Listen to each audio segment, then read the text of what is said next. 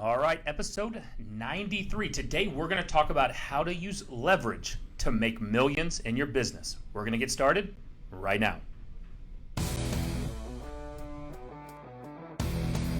Welcome to the only real estate podcast worth listening to, with your hosts Nick Good, Matt Kelderman, and Brian Force. Combined, they have 26 years of experience and have sold over 1,500 homes. Join them each week as they bring you everything you need to know about real estate. And now, here are your hosts, Nick, Matt, and Brian. Right.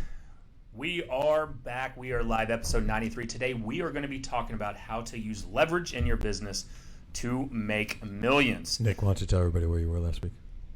I had food poisoning. He had food poisoning, and he forgot the sushi place that he got food poisoning from, which is killing me because I eat a ton of sushi, and now I don't know which places to avoid. He's like, oh, no, it's like somewhere around Preston and Frankfurt. I was like, there's like 6 sushi spots around there. Now I'm just going to have to like play this fucking minefield game where like at some point in the next couple of months, because I eat there regularly, I'm 100% getting food poisoning. Yeah, like I'm going to tell you right now that I thought it was COVID. I mean... I had all intentions. Everything's COVID. Like, I had all intentions. Like, you know, we replayed that day. Basically, it was a Tuesday. I was getting, it was an amazing day. Yeah. Coming back from lunch had an awesome meeting with an agent, and all of a sudden. That's the worst. And then went downhill. That's the worst. Yeah. Were you still in the car when you started to feel it? No, but I did. Run lights. I did finish up a recruiting call. Okay. This is how I can still maintain my professionalism. I finished the recruiting call, and then I told Heather, I said, I'm done. And then the rest of the time, I was out, right? The idea of Nick trying to get the recruiting call, his stomach's just ready to go. I mean, look, I know where my priorities lie. Hey. And so just like Michael Jordan, You just got to fight through. Just fight through it. Locked it up. Did Nick just call himself the Michael Jordan of this show? He said, no, he called himself the Michael Jordan of food poisoning. Honestly, I have to give That's what it was, bro. I may have to agree with him because if you scroll back in the feed to 1 week ago and watch me try to run the intro of episode 92, yeah, it's a little bit harder than it looks. It's a lot harder. Everybody thinks they can host Jeopardy, bro. They're like, it's just asking questions. Yeah. No, it's not. No, it's like, bring Nick back. I'll take that. So, all right, episode 93. Today we're going to talk about how we're using leverage in our businesses to make millions, right? But before we get started, one, if you're watching the live stream, you can hear us loud and clear. Share this out. Tag some people in if you can hear us. Drop some hearts, drop some thumbs up in there. If you're not in our Facebook group, go to the only real estate group worth being a part of, as well as go to iTunes. Leave us some reviews because, dude, we have some big announcements coming up. We have some really cool stuff coming down the pipeline. 2 big announcements. And look, in order to get those announcements out, we've got to have more people in that Facebook group. We've got to have more people watching the show. We've got to have more reviews. Yeah, the reviews are big. Yes. So go tag some agents in this. Today we're going to be joined by the head honcho who runs the entire. We had Adam on last week, Adam Hergenrother, which I did not watch, by the way. Adam is. Looks like I'm out on that. Yeah. Adam is kind of the spiritual boss, I would say, around here locally. Leidy kind of runs the show. I was going to say we have the Adam Hergenrother of the team here. Yeah, today. pretty much. So Leidy Force, who is. Describe what Leidy does, or Leidy, describe what you do. I'm not going to have Brian do it for you. What is this? This is 2021. You want me to speak for my wife? Dick.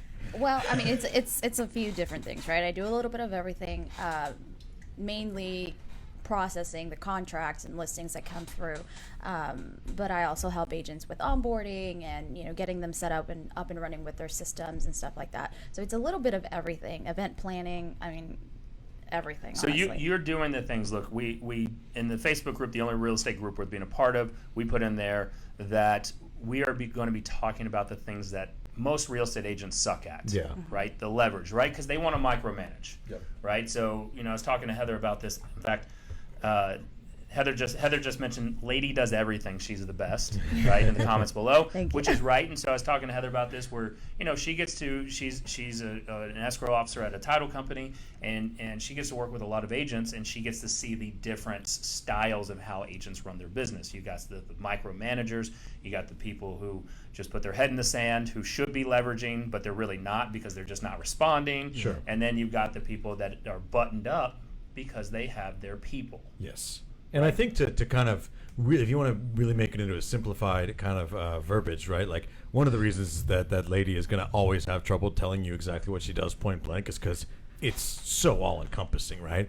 Our philosophy in our organization is our agent partners, our business partners, they need to be doing 5 things and all of them are dollar productive, right? That is generating appointments, lead generation, that is going on appointments, running appointments, right? That is negotiating agreements, meaning closing appointments, getting your listing and buyer paperwork signed.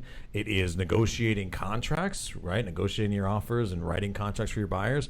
And it is going to closings. And I would even argue the last one in 2020 kind of proved that if that went away, we might be able to build a system around that. I still think it's a great touch point, especially for referrals. Everything else is handled by our operations department, which is multiple people. Leidy oversees all of them. She handles a big chunk of our transaction management. She handles a big chunk of our operations side, meaning when Brian wants to cook up some insane new marketing thing and dump it on somebody, that's probably headed her way, right? Like she is a catch-all. Everything from, brain surgeon to therapist to janitor sometimes to, interior decorator to just, babysitter to whatever it is. And it helps us to keep our agent partners focus on the things that make them money. And that's a really, really, I think, just good general philosophy around bringing on leverage. So, Leidy, let's talk a little bit more about that, right? So, a brand new agent is, joining. Let's just say they're joining your organization. Let's say that either they're brand new or just newer, less than 2 years in the business. They don't have a lot of transactions under their belt. What typically do you see that agent struggling with when they come in? They're going to understand hopefully the lead generation mechanism, right? So, what are they typically struggling with on letting go? Usually it's the contract information, right? So when a contract is executed, all of our agents submit the pending and we get a ping on our end, and then I just kind of take over from there. The only thing that I don't do is negotiate repairs. So usually agents don't really know what the process is like. They're like, hey, do I need to give this to you, or what do I do with this? So that's where I come in and I just kind of explain the process. I'm like, here, you just need to hand me the contract. I need the information for the other parties and I will handle the rest. Then, after that, we send out the contract to everybody and start rolling the process. But usually contracts, sometimes I find that agents get a little iffy about checks, which we also deliver for them because that's not a dollar productive activity. Yep.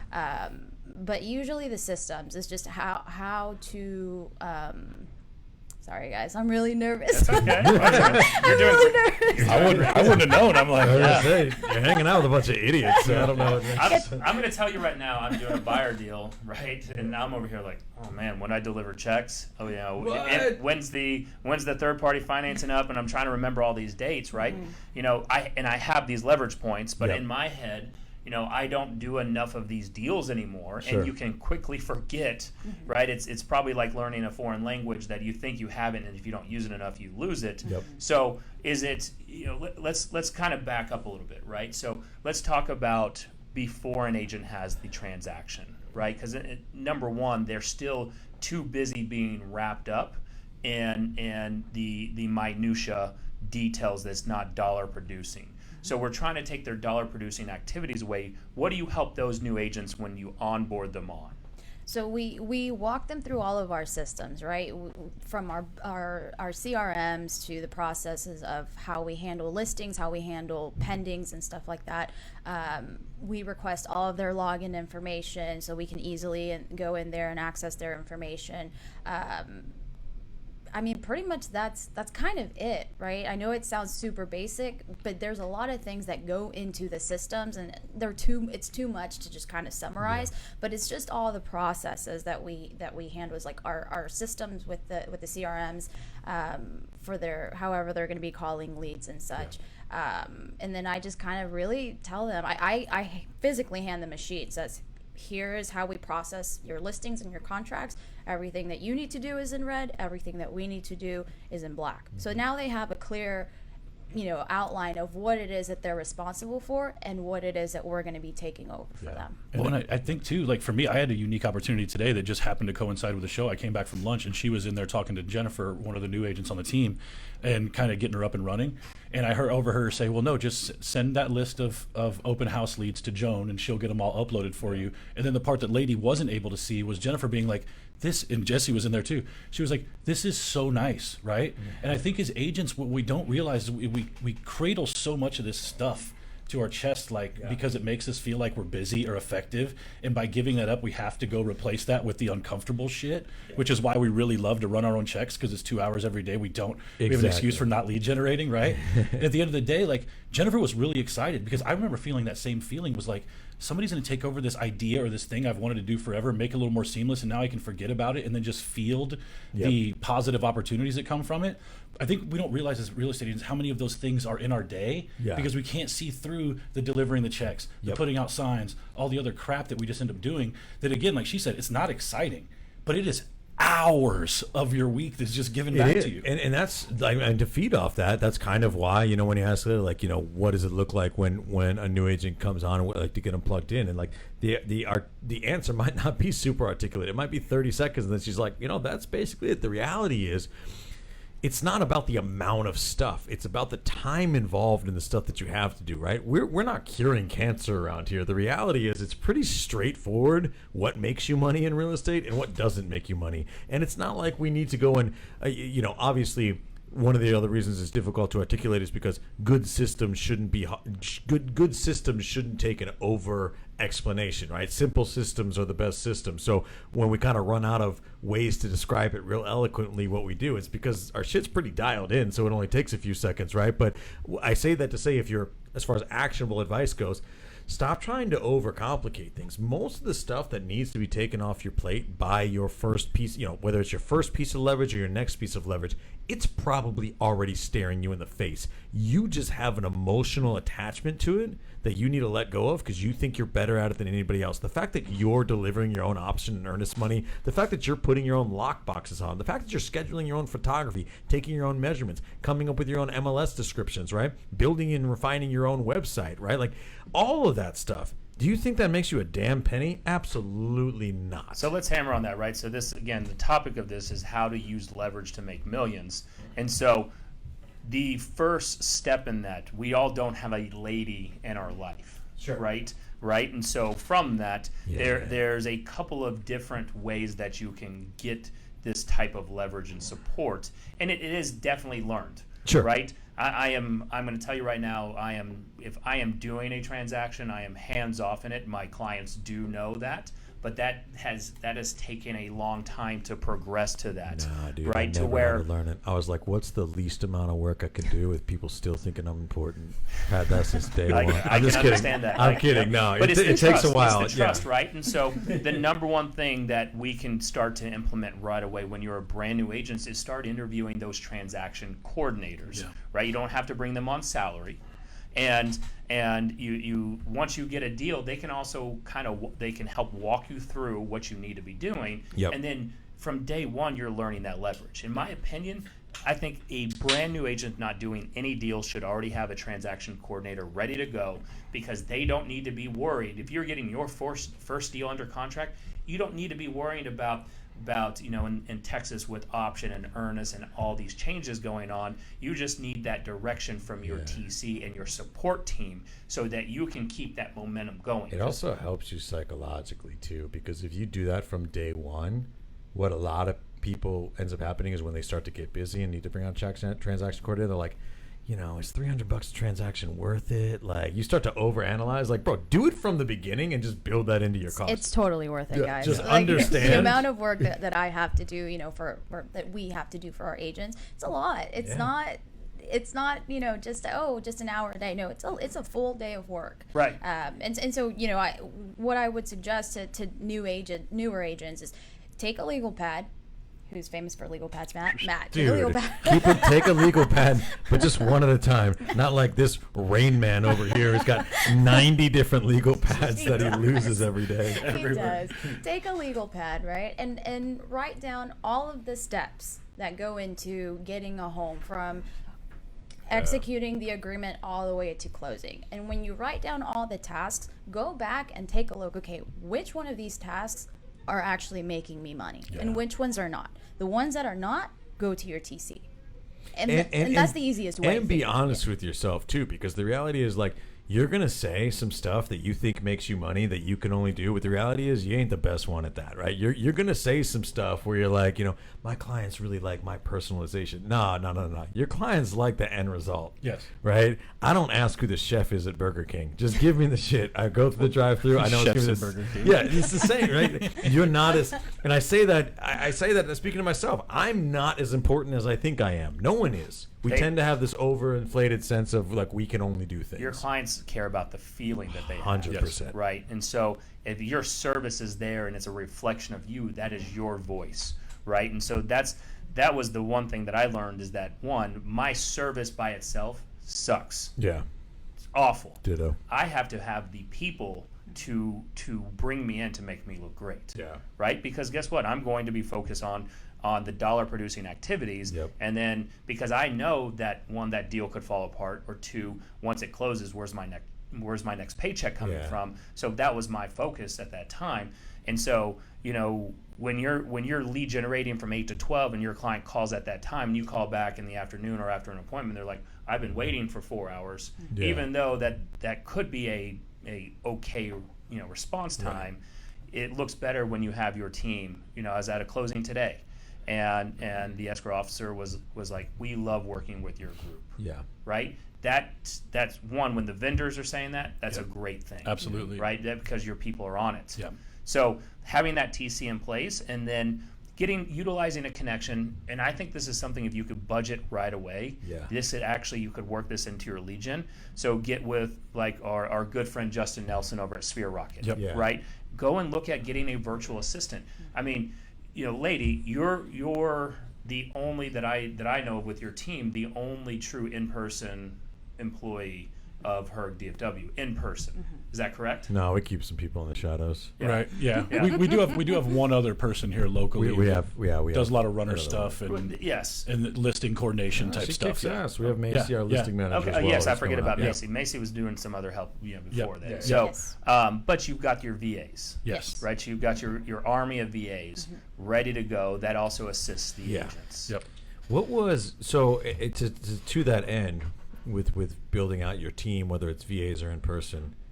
I don't even remember this. Take me back in time. After transaction coordination. So to give you some background, you guys probably don't really even know a lot of the story. Like a lady came on, I convinced her to leave the job that she was at, that was at making her good money, and come work for me for free and take a chance on me.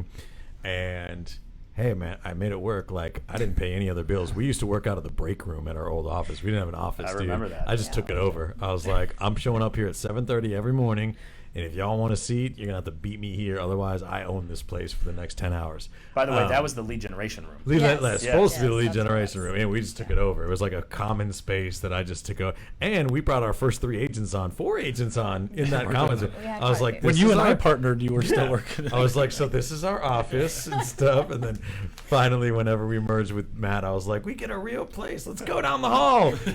Anyway, transaction coordination was obviously number one, because I'm so much like Nick in this way that I once the contract is in escrow, I drop the ball on just about everything. I'm already looking for the next thing. What was the next thing? We did. Obviously, you came over and took over transaction coordination right away. I think after that, if we're talking actionable advice, it is your first piece of leverage needs to help you with the transactions. The second piece needs to help you with the next thing that makes you money, and that is lead generation, right? And that could be anything from polling call lists to doing your marketing to stuff like that. I don't even remember what it was. What was the next thing that really when we were just starting out was the next thing that you were really in charge of?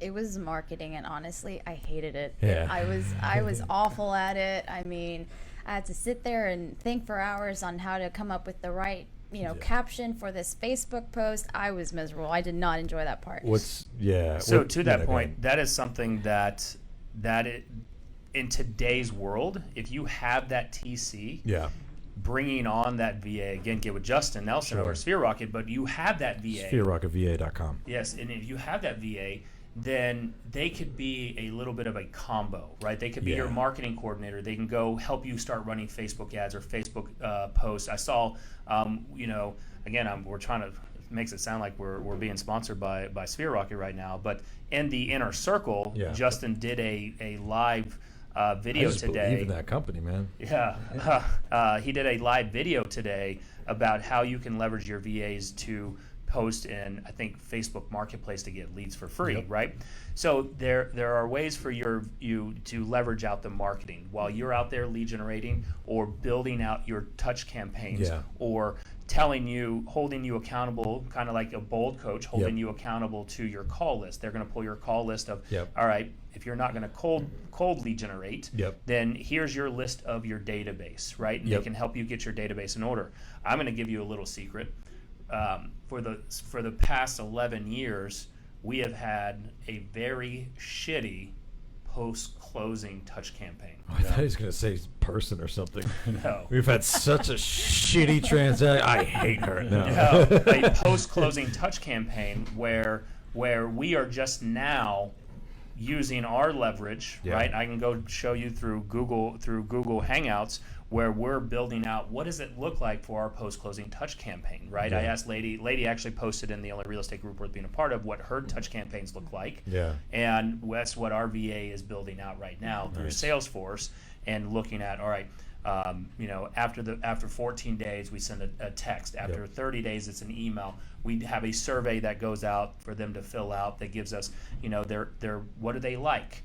If let's learn a little bit more about the client of, what's their favorite food, what's their favorite color, what's their favorite movie, right? That way we can get to know them better. Maybe to send a little pop-by gifts the way Brian Force over at the Level Up Inspection does. Brian Fox. Brian Fox. Yeah. Are we doing that? Asking people what their favorite movie and stuff is? No. That's dope. We are not, but we will implement soon. I think it's really, really important to touch on this part of the thing. When Leidy says things like, the next thing I took over was marketing and I hate it and stuff like that. As a leader, this is where I would like to think that I've grown a little bit, but I know I still have some of a way to go. When you're going to leverage something, actually, to be real honest, because I'll call Matt a little bit out here too. Leverage is leverage if it is treated and trained and nurtured properly, right? I know where we're going with this. If you think that you're going to come in and with your whether it's your first hire or your next hire, if you think that they're going to solve your problems on their own without your guidance, then you're absolutely crazy. One of the reasons that Leidy hated doing what we were doing with the marketing thing is because I was still in my phase of smashing my head into the wall and just seeing if I could make a hole big enough for us to get some leads to come through, right? Like everything was broken. I was experimenting. I was learning. I have no problem doing that. I was failing forward, right? But the thing is, if you're partnering with somebody, and that's what you're doing when you're hiring someone, you're partnering with them. There's a business partnership. When you're partnering with somebody, you need to find the person that doesn't see the world the way that you do, because if they saw the way that you do, they would do what you do, right? If I could find somebody who understood all of the failing that I was going to do and breaking things that I was going to do along the way, they would just take it and run with them themselves. But that's not what you want. You need the person, because I have no interest in running the finished product. I like to build the systems and hand them to somebody, right? You need to find operators, not inventors. Wow, write that down. That's a cool quote. You need to find operators, not inventors. If you think that you're going to hire an inventor, that's probably not the same person that's going to be an operator in the way that you need them to be, right? Now, over time, people are going to figure out your business so inside and out that they're just going to do things that you don't even know about, that they're just way above what you're doing. But it can't be that way in the beginning. You've got to be the person who is still leading from the front and building stuff out and then handing it off. Yeah. Honestly, you read my mind. I was going to make a comment about that, right? So we're very in sync. When it was just the Brian Force real estate team and I was doing everything, I was doing the listing side, running, delivering lock boxes, signs, scheduling photography, doing the room measurements. Doing all that when we partnered and I was also doing the sorry. Never mind. I was also doing the pending stuff, right? And I was doing all the marketing. So I was doing a lot of things. Some of the things I was not very good at. So I found myself getting easily overwhelmed because I was not a jack of all trades. I only knew what I knew, which was the day-to-day, task checklist oriented things that I knew. And so it was very difficult for me to branch out because I had all the other things to worry about. And then on top of that, I had to ensure that marketing was done properly. And are the campaigns being sent out, right? And so now that we have our team, I'm so grateful, and I'm a lot happier now because I'm focusing only on the transactional side of the contracts. And then we have our VAs to take over marketing and handle the MailChimp, campaign and stuff like that. So like everybody has their own little role, and so we all know each other's roles. They're not perfect, but if I need to take a day off, Joan can come in and fill in for me, right? So let's dig into that a little 100%. bit, right? You're a single agent, right? You can't have all that yet, right? So you who has your TC that's going to be on a transactional basis, right? So they're only working for you when you've got those closings. So before that, then you get your VA in place. You need to have the budget for that, and you're now the manager of that VA. You're setting their task out for their daily actions. They're going to report back to you on that, and their daily actions is to help categorize your database, right? Get your touch campaigns in place, your 36 touch. Maybe up that a little bit. Help you with getting your... Some shit happens on camera that we don't realize is on camera. Sorry about that. Old Aaron Foster calling us out.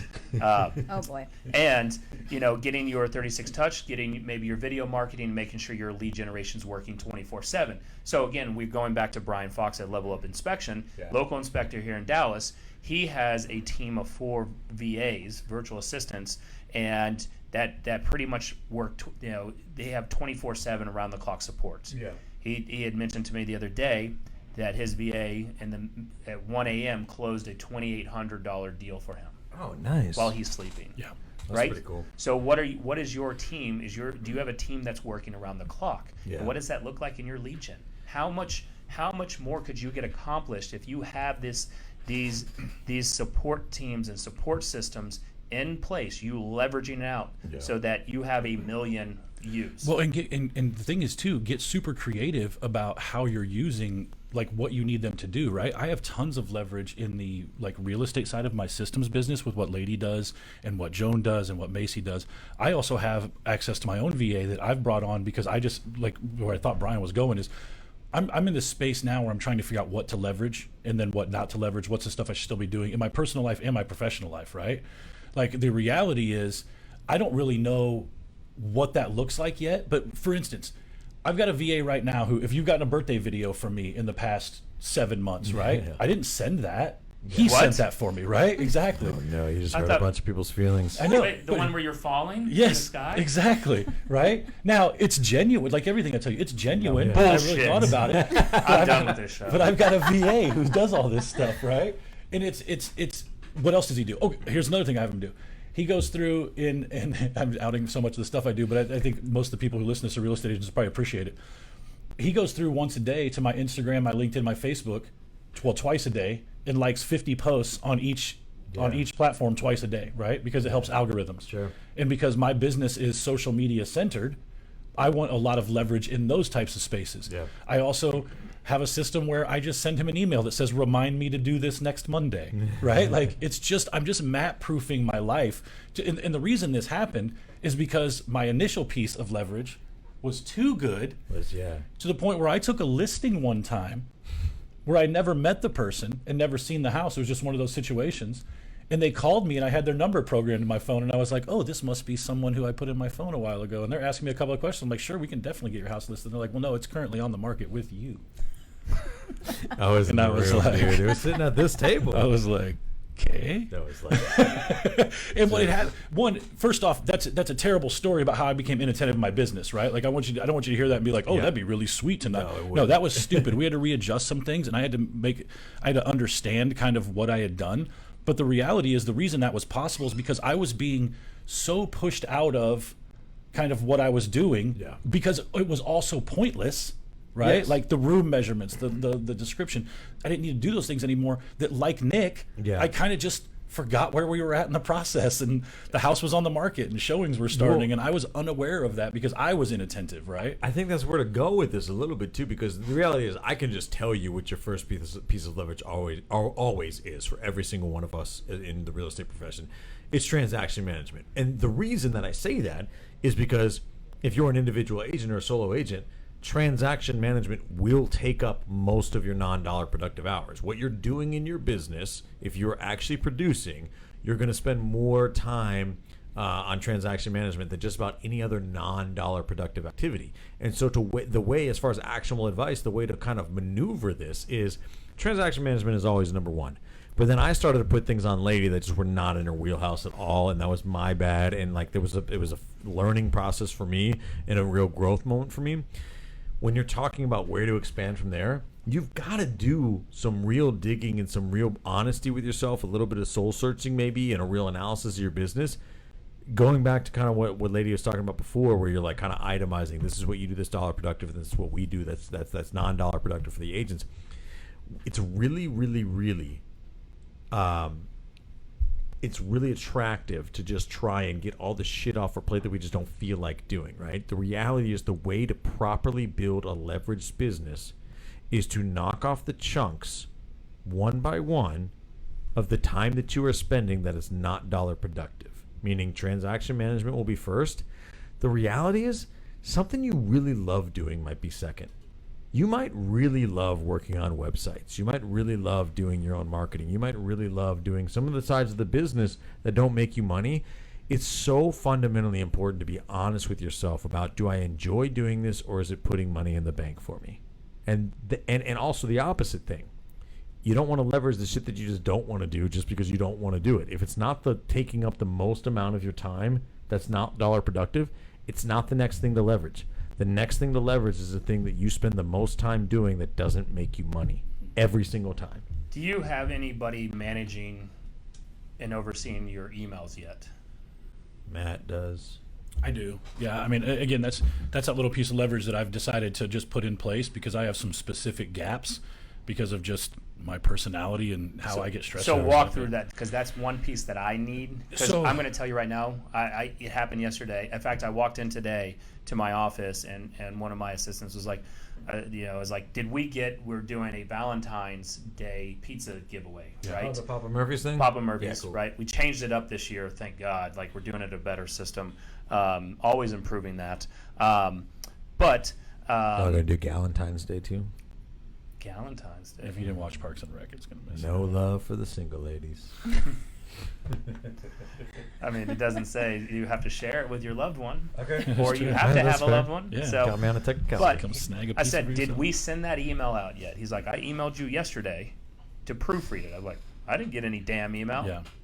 Sure did. He Yeah. sent it at 1 p.m. and I was shooting a video clip with Gabe Apshire over at Utility Concierge. Yeah. Nice.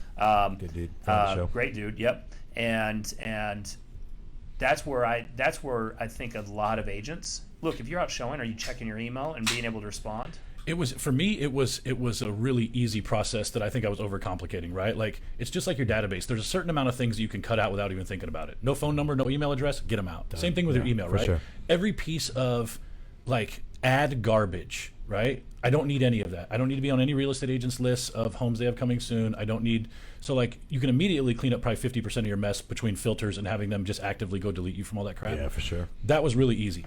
But when it came to monitoring my email, we came up with a really simple system. Again, VAs, harder to text message back and forth, so we just use Facebook Messenger. Yep. Danny, whenever there is something that is money producing, say it's a lead responding to Boomtown because I get those emails in there or whatever, he screenshots that to me. We have a Facebook Messenger group that is literally called Important Work Matters. Yeah. That is what the name of the group is, and he shots that to me. Yeah. Because I'm much more liable to notice my text message and my Facebook Messenger going off because I do a ton of agent referrals, and my Facebook Messenger is where the majority of those come through. Yeah. So I am always watching that. If that thing's on high alert, my phone goes ape shit when a Facebook message comes in, right? So it's just the place that I'm watching the most. So that, and my email is not that. I don't even have notifications on for my email, right? I don't even get alerts when a new email comes in because it's just, there's no point. So he just categorizes that, and at the end of the day, the only thing that is left in my inbox is stuff that is my responsibility. Yeah. It is completely cleared out of every single thing that's not my responsibility, right? So that it's just a pretty simple system of telling the other person that anything that's addressing me personally, get to the top of the list, right? And we came up with that because I leverage my person through a current VA we already have. But we came up with that simply just by sitting down and like talking to Brian about what I needed, talking to Leidy about what I needed, and it was just the easiest way to do it. And like I said, just get myself out of my own way. Yeah. And another thing that we did, right, that Matt didn't mention, in terms of his email. So what we started doing is anytime I needed a response from him. This is how much I don't even touch this part of it. Anytime I needed a response for him to do something, I'd send him an email, and the subject line was all caps, need action dash whatever client or property it was referenced to. So, you know, if it was a client's birthday, I'd say, need action, so-and-so, it's his birthday, please give him a call. You know, need action, hey, where's that referral agreement and the brokerage W-9? I need that. Send it over. Yep. So at the end of the day, those are the important emails that I need him to respond to me, not, you know, his VA. I need him to respond. And that now he knows that. So many nuggets in there, dude. Like this, again, just lends itself to the systemization of your business. When we talk about systems, people are like, oh, like big, like, no, typing need action in front of an email, that's a system. Right, little things like that add up over time. We're talking about the standardization of your business, right? I want to ask you something. We're going to turn this into like Will and Jada's Red Table Talk or some shit, right? Because I think this is important, right? One of the things that I really think people need to get out of the mindset is, and I know I'm coming back to this a little bit, but I think one of the things that holds people back is that they fundamentally think that they are the only person that can do what they do, right? Foster legitimately just typed that. Oh, shit. He did. What was that? See? I'm playing to the crowd. I don't even know it. Man, I've got such a pulse on this podcast right now. I have found that to be categorically false in my life. But it did take me a while to get there, right? And I think it takes a lot of people a while to get there. Letting go of the things that are not making you money is tremendously important. Emotionally having the ability to let go of things that you're really dedicated to is I think, a much more difficult thing. I'll put myself out there. I'm a high D personality. I'm through the roof. They got to measure it differently. D, little bit lower I. I like to talk about, or I like to talk a lot. My C and S on a disc test are negative. Like I don't have any of that whatsoever. What is it about your personality and why are you so much better at handling, let's just say we have a client under contract. Mm-hmm. I drop the ball on something almost every time. Why are you so much better at that than I am? Oh man. I'm a little OCD. And I'm a perfectionist, right? I expect my files to be perfect, and I expect everything to be done correctly. So I take the time to really, I revamp my auto plans every quarter to ensure that there are no loopholes or anything that we're lacking in. And it's been a very interesting challenge, right? So I came from title, and so I had the title experience, and that really helped me understand the real estate side of things. You know, what a realtor, real estate agent goes through once they put a home under contract. So I came with that experience, and it was extremely helpful to me and to the whole team.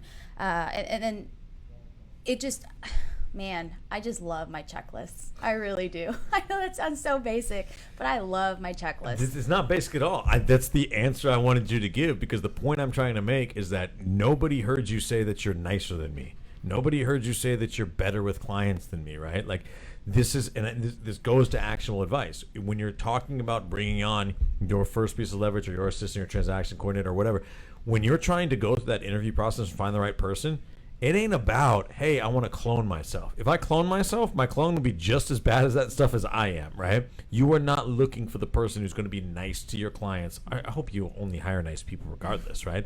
But that's not what you're looking for. You need somebody that is obsessed with the types of things that you're obsessed with, right? Mm-hmm. These systems-oriented types, like the checklist, the to-dos, the task-oriented set. That's what you're looking for in that piece of leverage that's going to knock it out of the park for you. I'll tell you what that obsession looks like in real life, because it's easy to say those things, but it's hard to recognize what it is in a person.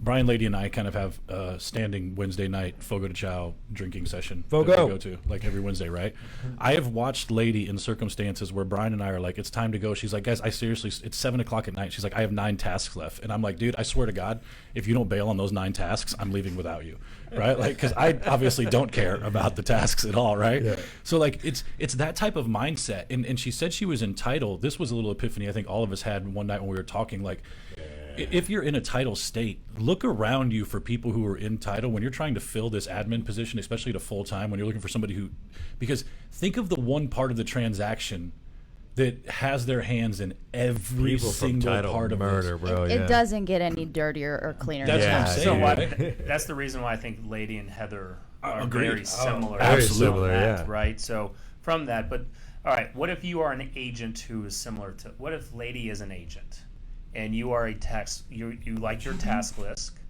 right? Yeah. So you like those lists, but you don't need to be the one doing that. So you're that high C personality, right? And too often, and unfortunately, the high Cs get looked down upon, maybe shit upon as agents, because it's really the Ds and the high Is that would that really shine through.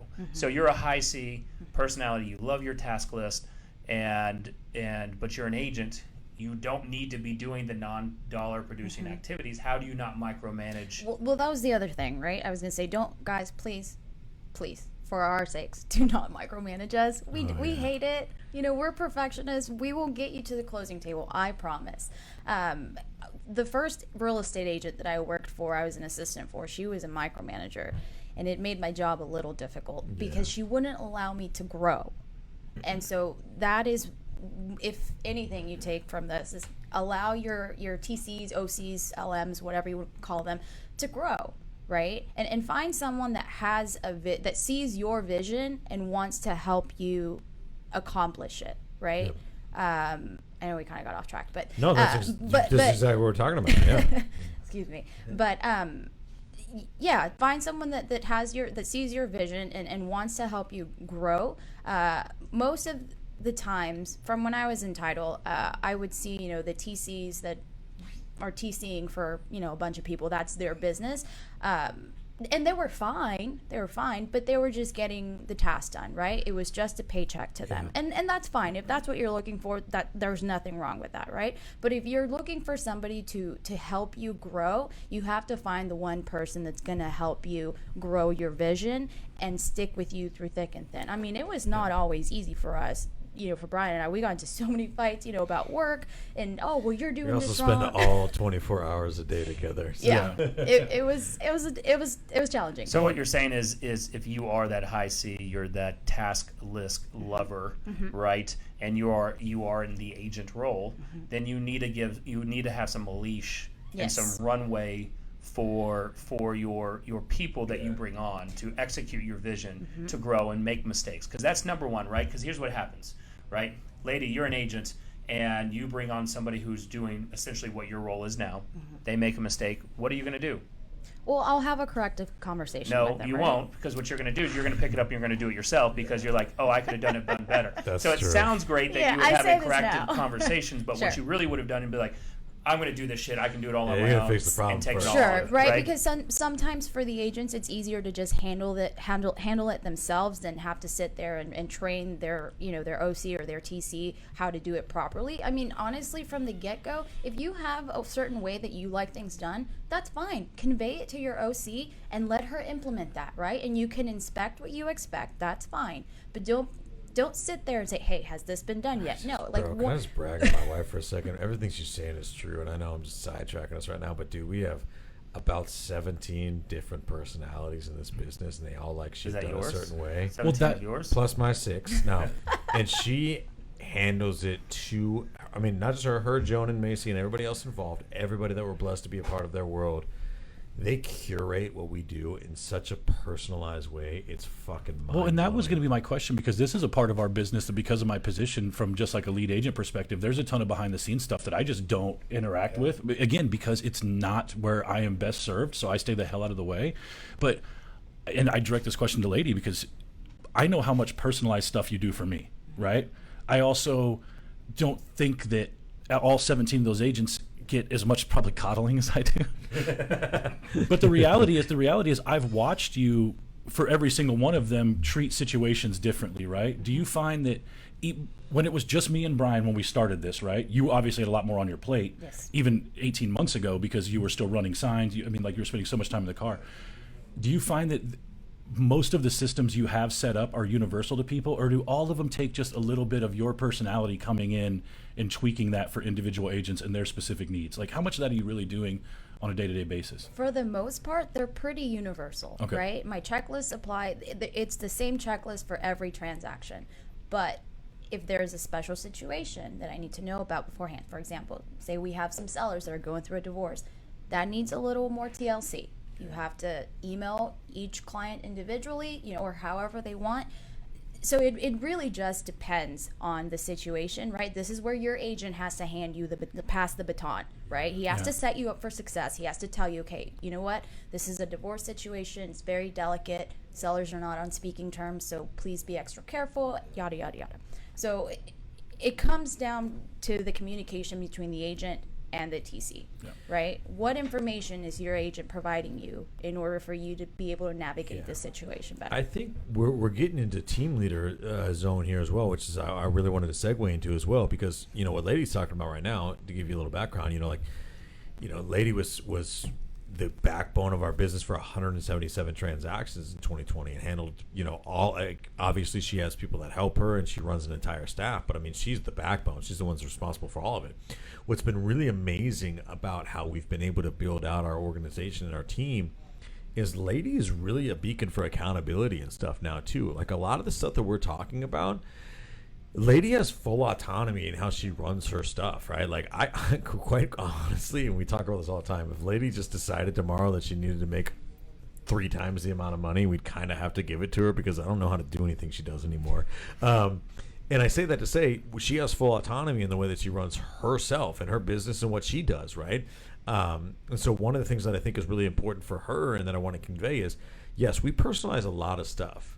We also have a culture on here where you earn everything that you get, meaning that if you are coming in and look, you're not showing up, you're not being accountable, you're kind of not holding up your end of the bargain, and you come to Leidy and you're like, look, I just took a listing, I'd really love you to do this, this, and this, and it's all special stuff outside of our normalcy. She's going to go, you know what?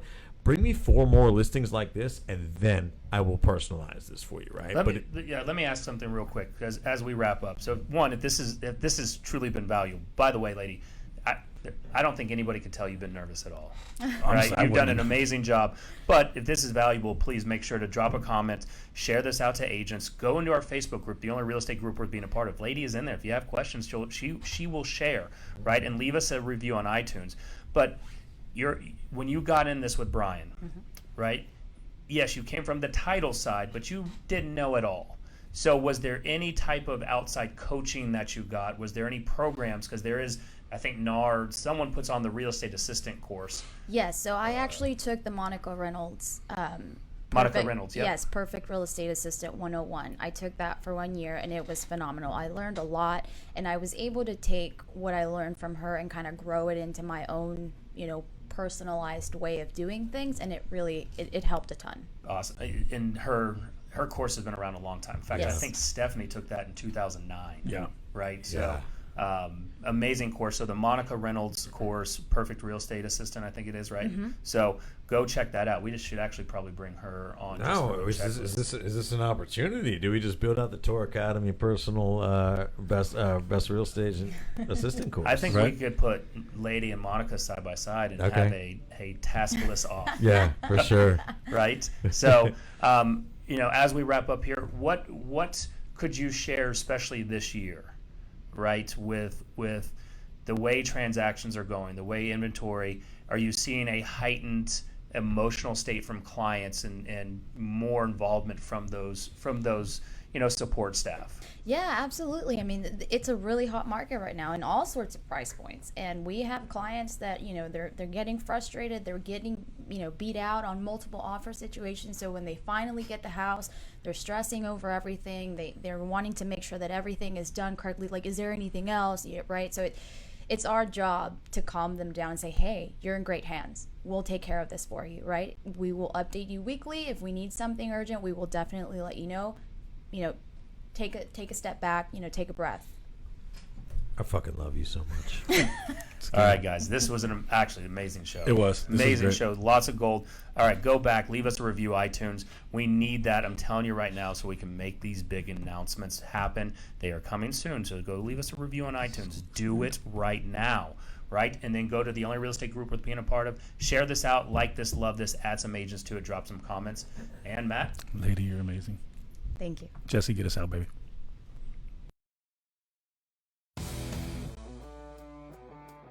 Hey, thank you for watching. We truly appreciate it, checking out another episode of the Only Real Estate Podcast Worth Listening to. If you're watching this on YouTube, please go ahead, hit that share button, hit that like button, and hit the subscribe button. Right? We're dropping more stuff on YouTube constantly. If you're on iTunes, leave us a review, please. We're really, really focused on building up those reviews so we can get more searchable content on there. And if you're on Facebook, like everyone else is, go over and search the Only Real Estate Group worth being a part of. You're going to want to go join that group. I'm telling you right now, there's so much gold in there. So go join, share us on YouTube, and leave us that iTunes review, please. Go do it right now. We'll see you on the next show.